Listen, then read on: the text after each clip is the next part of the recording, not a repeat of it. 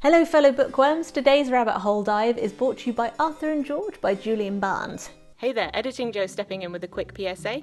This video was initially intended to be one big deep dive into this book about how Arthur Conan Doyle helped clear George Edalji's name. However, in order to do the George Edalji story justice about how he was wrongfully convicted for horse mutilations, I am splitting this video into two. So this is George Edalji's wrongful conviction, and the next video will be Arthur Conan Doyle stepping in. So, who is George Edalji? What led to George's wrongful conviction? Well, I'm glad you asked. And just quickly, no, I'm not relying solely on this admittedly compelling historical fiction, because although it is historical, it is also fiction. Although it does have the facts of the actual case pretty spot on, and it is a good read, even though the last chapter is boring. So, that's my mini review. To find out who, where, what, why, we need to start where all stories must, at the beginning. Let's set the scene. George Edalji was born and raised in the English village of Great Wyrely in Staffordshire.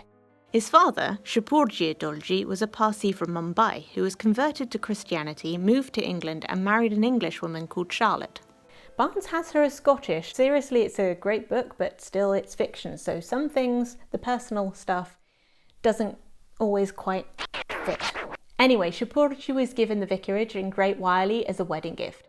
He was the first Indian to move into the area, and there was definitely racial prejudice thrown at him and his family because of it. George would be shoved and punched on at least one occasion. However, the family did seem to make a lot of friends, judging by the outpouring of support that came his way when George was convicted. George's troubles started way before the horse mutilations. You could call his family unlucky in letters, and yes, this will relate to the conviction later. It was 1888, and he was a boy of 12 when the troubles that would seal his fate as an adult first began. It started with a letter. The letter contained instructions to George's father, Sir Arthur, to buy a copy of the Evening Star. It claimed to be from the publishers, who of course had no idea about the letter when asked, and the newspaper wasn't purchased. The letters continued, graffiti was left on the walls saying the Edaljis are wicked, and then things escalated. Windows were broken, and there were letters that included racial slurs and threats against the life of both the father and the maid who worked for the Edaljis, 17-year-old Elizabeth Foster. This went on for 5 months. I was finding a lot of conflicting information about this particular incident, but here's the lowdown as far as I can fathom it. After the death threats and the vandalism, the police were involved, and apparently some of the letters were found to have been written on the stationery of George and his siblings, meaning that the call was coming from inside the house. It wasn't either of the two parents, and George's siblings were considered to be too young, as they were 6 and 9, so it was a toss-up between George and Elizabeth Foster, the maid. According to George Edalji himself, a handwriting sample was taken from each of the members of the vicarage and it was found to match the maid's. George also said more samples were found in Elizabeth Foster's box, and she was dismissed and charged with writing these letters. But it sounds like Sergeant Upton, who dealt with the case, from what I can tell, eyeballed the letters himself. He wasn't a handwriting expert. So it could have been George. Some sources say Elizabeth maintained her innocence and pled guilty only because she couldn't afford legal counsel. But George also maintained his innocence, so whether he or she wrote these letters or not, we'll never truly know. Wikipedia is ambiguous. The Barnes book heavily implies innocence. Another source I read says he's guilty. The thing is, if he did, he was 12. Troubling, yes, but nothing you do as a 12-year-old should affect whether or not you're convicted of something completely different as an adult. But these letters will come back to haunt him. The second round of letters began when George was 16. They started in 1892 and lasted for 3 years. 3 years. This time, definitely not George. Sir Arthur asked the police to look into the dismissed maid, but nothing came of it. These ones started being sent to other people in the village first, apparently causing quite a lot of emotional damage, but apparently they just concentrated on the Edaljis. The letters were a mix. They included religious mania, life threats, but it wasn't limited to letters. Weird and random things were left on the premises, including pieces of coal, a pocket knife, coins, a small thermometer. Poop was left on the doorstep and smeared on the upper windows, which is lovely. But it wasn't just this. Large shipments of food and other bulky items also started to arrive. Tradesmen turned up uninvited, including private investigators who they hadn't contacted. Letters were also sent to Sir Arthur's colleagues asking for help in a close enough approximation of his handwriting and writing style that they were believed. The Barnes book stated that deceased animals were left, but I haven't found anything to corroborate that. So yeah, it was complete and utter chaos for 3 years. The family tried to put a note in the newspapers asking for help and information, but then the anonymous letter writer posted a confession from George Edalji in the same paper saying that it was he who had been doing this. A watch was then put on the post office, but the letters began to appear shoved under the door to the vicarage. A police watch was set up at the vicarage, but stuff turned up whilst they were there, so it sounded like the police either took their eye off the ball at a crucial moment or couldn't actually see properly due to bad weather at the time. So they blamed the inhabitants, specifically George, who they were now thinking had an affinity for this type of thing. On the incident in question, the police said they'd heard footsteps inside the house before the letter appeared. The kids were all asleep at the time, the new maid and the parents were near enough the door that they would have noticed anybody coming to it. George talks about the incident and it would take too long for me to describe, so here is a screenshot for you to pause and read if you wish. The pièce de résistance was a key that was stolen from a school that George did not and had never been to. George was suspected of taking it. Although many years later, Captain Anson, a name that will appear a few times, admitted George couldn't possibly have taken it. But what's utterly mad is that in order to try and get George to confess because they knew he must be guilty, the police planted a letter to try and incriminate him. The family were not best pleased and complained to the police about this practice, but they basically turned around and said, you should try harder to investigate the matter yourself, because clearly it's one of you lot. They also heavily implied George would get into a lot of legal trouble, and they stopped investigating. Around this time is when a sleeping arrangement started that will have great bearing on the case. George and his father moved into the same room. The reason given was that Maud, the youngest sibling, was taken ill, so she was moved in with the mother so she could be nursed, and so the father moved in with George. But this sleeping arrangement, at least between George and his father, not sure about between mother and daughter, continued well into George's 20s, even after his brother moved out leaving an extra room. The family stated that this was to reduce the work of the maid and to keep an eye on the sickly daughter. This was seen as an odd arrangement even then, but again we can only either speculate or take George and his father at their word as to the reasons. So that is the background of George and how he was already on the police radar. For a few years, all goes quiet. George becomes a solicitor, he has a practice in Birmingham, and he also takes cases in Great Wyrely working out of the vicarage. He releases a book on railway law, and he narrowly escapes losing everything when he signs as a surety for a solicitor friend, who was entrusted with a large amount of cash, about £900, which is about £138,632.90 in today's money. If this man lost the money, George would then be one of the 3 people who'd be liable to pay it back. The fellow solicitor absconded. George was liable to pay a third. He sent out begging letters to friends, but nothing came of it. And it's thought that his family helped him out. It's not certain, but eventually he seemed to sort himself out, so yeah. But later on, this incident would be used in a smear campaign against him, saying that these were gambling debts and that he embezzled clients' money. But George didn't drink, let alone gamble, and plenty in the village could attest to this. 1903. This is when it all goes pear-shaped. This is the year that a series of cattle maimings occurred that were coined the Great Wyrely Outrages. Notice the word series. I won't go into the details of the incidents because I don't really want to talk about animals being hurt, and I suspect many of you don't want to hear it. But let's just say a strange type of blade was used and leave it at that. If you want the gory details, I've listed all my sources. But in February 1903, these midnight maimings start up and nobody knows who it is, who it might be, whose animals might be next, or when. Almost all take place within a half-mile radius of the vicarage, and there are at least 7 incidents prior to the one George was accused of. The police have had no luck and no suspects. George's name is already cropped up because he likes to take night walks, to which George objected that because of his eyesight it would make his night walks very difficult. He did, however, take evening walks. Anyway, June the 29th, 2 very expensive colliery ponies were targeted. The police are stymied. They have detectors everywhere hidden out of sight, but everybody easily recognises them, and often people have gone out for walks, heard voices, but on approach, there's mysteriously nobody to be seen. Anyway, at that incident, tracks were seen that led towards the vicarage. Did they take casts? No. Is this recorded in a timely manner? Also no. Have they taken pains to make sure that these tracks are not disturbed? And so, armed with a vague direction and the gossip that George took night walks, the police put the vicarage under surveillance. A policeman thinks he sees the sister Maud with a horrible looking weapon when she goes out to garden. Guys, it's a trowel. A trowel. One of these. So blunt. Anyway, surveillance is kept up on the vicarage and the start, end and during dates were badly and sporadically recorded. How many men were there on any given night?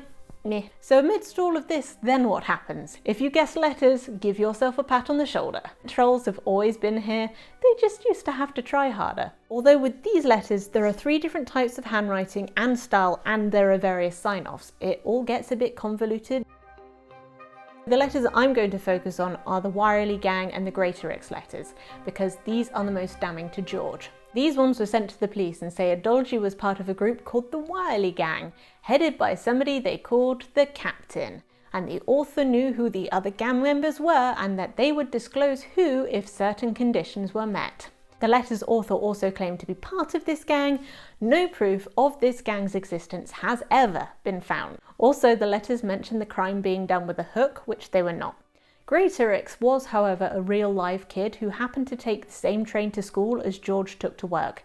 The kids Great Wyrely took the train with were also mentioned in the letters, but Great Wyrely was not the letter writer. Whoever did write them seemed to know a lot about the locals though. Amongst these letters was one addressed simply to the sergeant that said these outrages, the ones happening against the cattle, would happen to 20 little girls and women, and ended by saying that the sergeant would also get got, which you can imagine made the police somewhat nervous. George himself received a letter that Sir Arthur Conan Doyle would go on to say, "This vile effusion, which cannot be reproduced in full, accuses Edalji of guilty relations with a certain lady, ending up with the words, 'Rather go back to your old game of writing anonymous letters in cows and writing on walls.'" The letter was posted at Wolverhampton whilst George was in Aberystwyth, which is over 100 miles away. And yet that letter was still used as proof against him because of the possibility of a delivering technicality that Conan Doyle later pointed out was laughably unlikely. These letters will stop just short of George's arrest, but they start up between his arrest and conviction, so at times when he's been monitored by the police and cannot possibly have written them. But because the police believed that he was part of this Great Wyrely Gang, and that they would continue with the crimes whilst George was incarcerated, George was damned either way. July 23rd, George has sent another letter warning him to go away so that when the next attacks occur, he can't be accused of it. This letter was later found out to be sent by Captain Anson, you know, the person heading his case, to try and get George to incriminate himself of writing the Great Wyrely letters, somehow. The other strange thing about the Great Wyrely letters is that they seem to have inside police info. For instance, they knew that George had received this warning to leave, which I guess would have left a mark against George for sure, because how many people would really have known this? So now we come to the event for which George will be tried, August the 17th. George returns home from his evening walk around 9:30. His movements were seen by plenty of witnesses. 10:45 he goes to bed, his father 10 minutes later. The door locked from the inside, key left in the lock as always. His father had lumbago, which is lower back pain, and so he was a very light sleeper, so the chances of George sleeking out unnoticed is slim to none. Sometime after 2:30, a colliery pony is harmed. It was a wet and windy night, but there was supposed to have been surveillance both at the vicarage and on the field in which the pony was harmed. But with the weather that night, how much they could see, who knows? In fact, in regards to surveillance, one officer said there were plenty of people at the vicarage, no way he could have come out. Others said barely any, and other ones said no one. No one could produce notes to find out who was what, where or why. At 5:40 a.m. the pony is discovered and George is immediately suspected. The vicarage is the first call, but George has already gone to work by the time the detectives get there. However, they search the place with the permission of the family. The evidence they find there includes an old housecoat with some brown stains on it with a handkerchief in the pocket with the same brown stains. The police thought that looked like blood. It also had a whitish substance on one of the sleeves that they thought was saliva from the pony. They also found a shaving razor that was, get this, wet.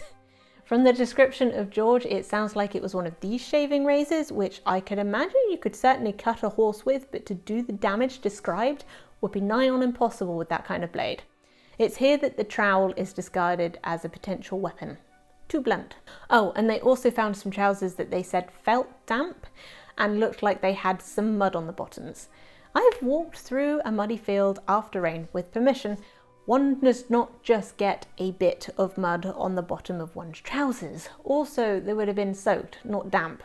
Also, the footprints to the previous crime were said to look like the footprints of Edalji because they had the same wearing pattern, but these were the prints that they hadn't taken casts of and had been cross-contaminated with other prints. Anyway, they charged him. The white stuff turned out to be starch and the brown stuff wasn't blood. They did find some blood on the coat, 2 very small coin-sized spots, and they couldn't tell how long they'd been there. The horsehair was the most damning evidence next to the letters. They were found on the coat with the stains, but it was, to put bluntly, a shambles. The mother, father and sister were there when the inspector said he saw a horsehair on the coat. The whole family looked and couldn't see any hairs, only a thread. Later, 29 hairs were found to be on the jacket. The police had that day obtained a piece of flesh with hair from the horse for comparison. Conan Doyle later pointed out that in order to settle this matter, a third forensic party should have been called to the scene to bag up the hairs there and then and send them straight onto forensics. Instead, the whole coat was whisked away as was, and was in the hands of the police for 12 hours. The coat and the horsehair from the pony were packaged for examination together. Apparently it was packaged well and there was no possibility of cross-contamination that way, but there was still 12 hours between the coat collection and delivery to the examiner in which the horsehair from either the sample or from the police clothes or from those who had been at the scene could have found their way onto the jacket. Considering that the police had declared a shaving razor that could not have possibly have been up to the job of the mutilations must have been the weapon because it was found wet and therefore must have had blood on it, it had no blood on it, and that they had mistaken a trowel for a deadly weapon, I can see a world where at the very least cross-contamination occurred. Doyle checked to see if the hairs were from the same part of the horse as the sample was taken from. They were. Pony hairs are different lengths on the belly as from the sides, and he would have expected side hairs to be on the coat more than belly hairs. There were no side hairs on the jacket. If George had committed the deed, he would have been covered in wet blood, soaked through, and covered in a lot more mud than a bit on the bottom of his trousers and shoes. Plus his clothes would have been soaking wet from the rain, coat, trousers, all, they weren't. Although, let us not forget, his trousers were thought to have been found damp. But with a handwriting expert declaring that all but the letter warning him to leave were written by George, and a forensic expert saying that the hairs that had been found on the jacket were definitely from the pony, that did it for George. George had been counselled by his defence that the case against him was so weak that there was no point in going to the expense of bringing their own handwriting expert.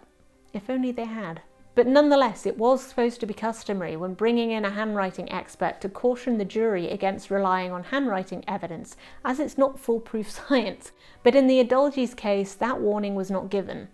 One of the acts that Doyle later did to clear George's name was to have the letters sent off to other handwriting experts, and they stated that the writing wasn't Edalji's, but some of the letters were made to look like his handwriting. So George was convicted and sentenced to 7 years hard time, of which he served 3.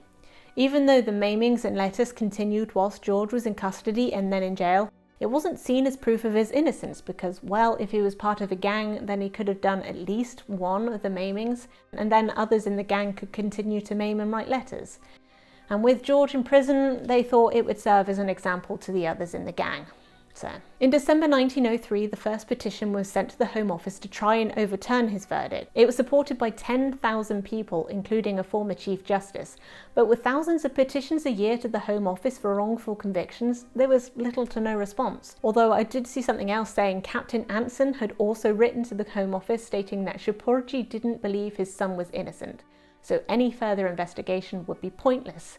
But the people and the papers were very vocal in the support of Edalji, especially as the outrages continued to happen. Although there were counter-articles doubling down with the idea that their continuation was proof of this so-called gang and saying that George's financial difficulties were the result of gambling debts, after George's release, he is to be kept under surveillance. His legal license has been revoked, so he cannot work. His petitions still go unheeded, and so he turns to somebody who might help him. George compiles all the evidence and information he can and sends a message to Sir Arthur Conan Doyle asking for his help in getting his life back. I hope you enjoyed this deep dive. I went down a much bigger rabbit hole than I thought I was going to. I would say it was more of a rabbit warren. Anyway, have a great time of day you are in, stay spiffy and give ears to the notification bell if you feel so inclined. Doodles.